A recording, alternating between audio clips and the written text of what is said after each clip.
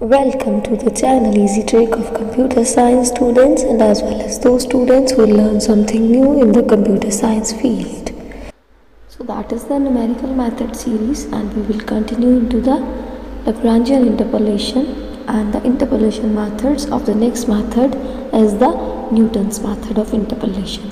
And in this particular tutorial we will discuss about the Newton's method backward, forward and divided difference structure based things.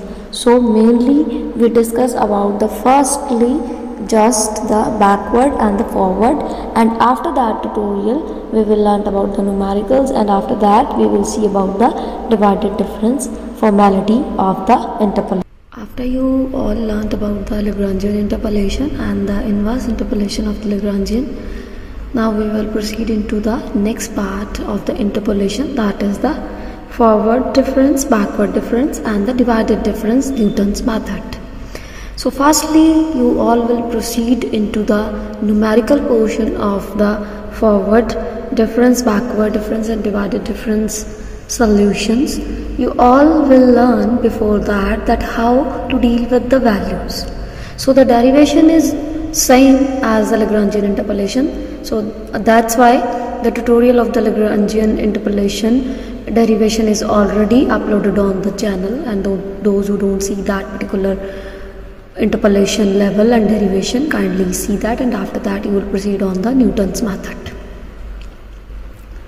So इसके लिए भी हमें ये क्या दिया गया होता है कि कंसिडर करनी है values y1, y2, y3, y4 के लिए हम टेबल बनाएंगे, आइदर वो फॉरवर्ड डिफरेंस का हो या बैकवर्ड डिफरेंस का हो या फिर डिवाइडेड डिफरेंस का। Means i is equals to, जैसे हम वहाँ पे लेके चले थे 1 to 3 के लिए हमने डेरिवेशन चलाई थी, लेकिन जब सम्स किए हमने तो 1 to 4 तक का पार्ट किया। वैसे ही यहाँ पे भी आपको वैल्यूज दी होंगी x और y की, और यहाँ पे भी बताया जाएगा कि y is equals to f of x का वैल्यू फंक्शन ऑफ x की वैल्यू बताई जाएगी, क्योंकि ये फंक्शनैलिटी परफॉर्म करता है न्यूटन्स मेथड। तो आपको points x1, x2, x3, x4 भी दिए होंगे, y1, y2, y3, y4 भी दिए होंगे, इससे ज़्यादा भी दिए हो सकते हैं, इससे कम भी दिए हो सकते हैं। सो सबसे पहले जब भी आपने किसी न्यूटन्स मेथड के ऊपर वर्क करना है तो उससे पहले उसकी टेबल मेकिंग सीखनी बहुत ज़रूरी है, जो कि अब हम सीखेंगे इस पार्ट में। फर्स्टली फॉरवर्ड डिफरेंस टेबल की मेकिंग है हमारी। ये है हमारा फॉरवर्ड डिफरेंस का टेबल, जैसे कि आपको दिख रहा है कि यहाँ पे 4 वैल्यूज़ के लिए हम टेबल बनाने जा रहे हैं, that is i is equals to 1, 2, 3, 4। X I की 4 values x1, x2, x3, x4, y आई की y1, y2, y3, 4। इतना ही सम आपको दिया हो सकता है।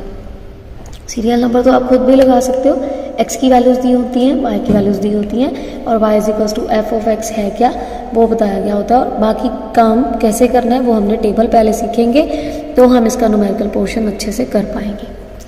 सबसे पहले पहला स्टेप जब प्रोसीड करना है तो क्या करना है, this is the delta y i के लिए, y i के लिए चलेगा क्योंकि y पे डिपेंडेंट है हमारा फंक्शन x के लिए।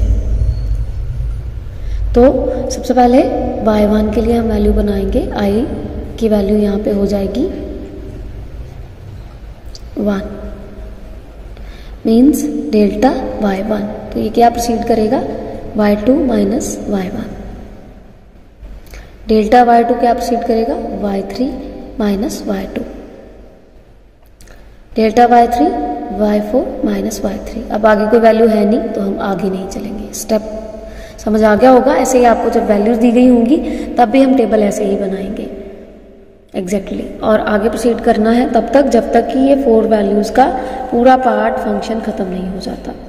अभी हम एक पार्ट पे चले थे i इज इक्वल्स टू 1 पे, ये हमेशा ऐसे ही रहेगा 1, 2, 3 तक चला है, जैसे ये वाला पार्ट हमारा, क्योंकि 4 वैल्यूज थी टोटल, तो 4 पे जा नहीं सकते थे हम क्योंकि 4 के आगे कोई वैल्यू नहीं है। तो प्रोसीडिंग कहाँ तक चली, 1, 2, 3। और जैसे जैसे हम आगे चलते जाएंगे हम एक फंक्शन छोड़ते जाएंगे। पहले पार्ट पे 4 फंक्शंस, नेक्स्ट पार्ट पे 3 फंक्शंस, और फिर आपका 2 फंक्शंस का रिजल्टेंट वैल्यू मिलती जाएगी। ये आपको अभी पता लग जाएगा कि कैसे। ये देखिए नेक्स्ट हमने क्या करना है, उसी डेल्टा का स्क्वायर y i, मीन्स जो इसका पिछला स्टेप हमने बनाया है, ये जो पिछला स्टेप आपको दिख रहा है ना यहाँ पे कि ये पिछला स्टेप, पहले हमने इससे प्रोसीड किया था क्योंकि ये स्टेप बनाना था। अब हमने जब इस स्टेप पे वर्किंग करनी है, यहाँ पे वर्किंग करनी है, तो आपको इसके पिछले स्टेप से प्रोसीड करना है और किसी स्टेप से प्रोसीड नहीं करना कि आप सोचो कि आपको यहाँ पे फिर इसी स्टेप के साथ प्रोसीड करना पड़ेगा। नहीं, आपको इसके पिछले स्टेप से प्रोसीड करना है। जैसे इसका पिछला ये था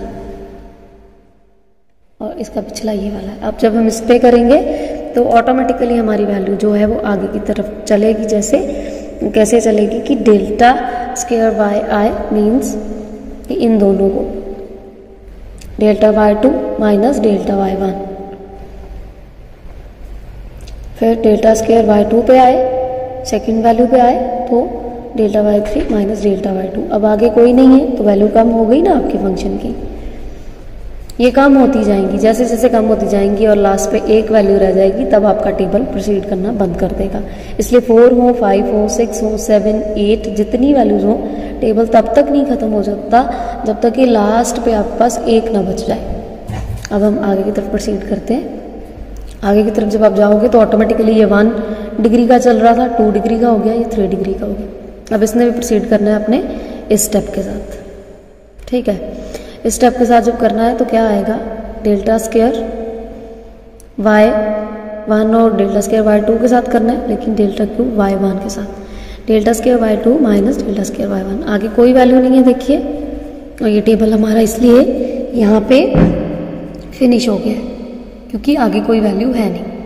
इसलिए टेबल का फॉर्मेट हमेशा सेम रहेगा, चाहे आप न्यूटन्स फॉरवर्ड डिफरेंस इंटरपोलेशन का कोई भी सम निकाल लो, कोई भी सोल्यूशन निकालने जब आप जाओगे तो हमेशा ये रहेगा, क्योंकि ये फॉरवर्ड डिफरेंस है तो हम फॉरवर्ड की तरफ चल रहे हैं, मतलब पीछे से नहीं चल रहे। अब इस टेबल के बाद मैं आपको बैकवर्ड डिफरेंस का टेबल दिखाती हूँ। This is the table of backward difference. Same part, इसमें भी आपको वैल्यूज दी गई होती हैं, इसमें भी बताया गया होता है वही पार्ट कि आपको function of x F x के ऊपर डील करना है। सिर्फ वो साइन जो अभी आपने देखा था उसको आपने बैकवर्ड साइन बना देना है। जो फॉरवर्ड चल रहा था, जैसे अगर स्टूडेंट्स को नहीं समझ आएगी तो नॉन मैथ बैकग्राउंड के स्टूडेंट्स हैं तो वो इसको ट्राइंगल समझेंगे, इस साइन को, आपके इस साइन को ट्राइंगल समझेंगे ना। तो ट्राइंगल यहाँ पे क्या किया हुआ है हमने, उल्टा किया हुआ है। ये एक ट्रिक याद रख सकते हो आप, यहाँ पे ट्राइंगल था, ये उल्टा कर दिया, ये बैकवर्ड पोजीशन है। सो बैकवर्ड पोजीशन में क्या है, मैथ्स के स्टूडेंट्स को तो समझ आ जाएगी, लेकिन नॉन मैथ के लिए बोल रही हूँ ट्रिक याद रखने के लिए। इसमें भी आपको 4 वैल्यूज़ के लिए टेबल बनाना है, वैसे ही एक्स वाई की वैल्यूज़ दी हैं, लेकिन बैकवर्ड है तो हमने पीछे से शुरू करना है, फॉरवर्ड था तो आगे से शुरू किया था, हमने यहाँ से शुरू किया था आगे से। अब बैकवर्ड है तो कहाँ से शुरू करेंगे, यहाँ से पीछे से। ठीक है जी। और जब आप पीछे से शुरू करोगे तो आपका टेबल यहाँ से बनेगा। पहले आपका टेबल में वैल्यू आएगी डेल्टा y4 से भी शुरू कर सकते हो आप, ऊपर से भी शुरू कर सकते हो, लेकिन ऊपर वाली वैल्यू को कंसिडर नहीं करना होता, 1 को कंसिडर नहीं करना। यहाँ पे आपने 2, 3, 4 को ही कंसिडर करना है क्योंकि ये पीछे से ऊपर की तरफ चलेगा। तो डेल्टा ही बोलना है इसको, y2 is equals to y2 minus y1 पिछले प्रोसीडर से, y3 minus y2 and y4 minus y3। इसलिए आप नीचे से भी शुरू कर सकते हो, यहाँ से शुरू करोगे तो गलती के चांसेस बहुत कम है।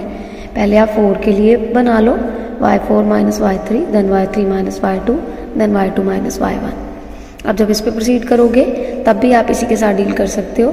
Delta square y4 means delta y4 minus delta y3, और डेल्टा स्क्वायर y3 का उसका पिछला पार्ट ही delta y3 minus delta y2, और ये लास्ट पार्ट जो किससे बना है, इस पार्ट से, delta square y4 minus delta square y3। यही एक डिफरेंस है न्यूटन्स के दोनों मेथड्स में। फॉरवर्ड है तो आपने ऊपर से नीचे की तरफ चलना है वैल्यूज़ को लेके, और अगर बैकवर्ड है तो नीचे से ऊपर की तरफ पिछली वैल्यूज़ लेनी है। मतलब बैक मीन्स पीछे, फॉरवर्ड मीन्स आगे, आगे मीन्स फास्ट से वैल्यू लो, और बैकवर्ड मीन्स पीछे से वैल्यू लो। ये हमारा आज एक ट्यूटोरियल था सिर्फ इंट्रोडक्शन पार्ट का आपका backward, and the next tutorial of the numerical definitely will be uploaded by tomorrow. So if you feel that the channel is very helpful, kindly like, share and subscribe and help to the other person. Stay tuned for more information. Thank you.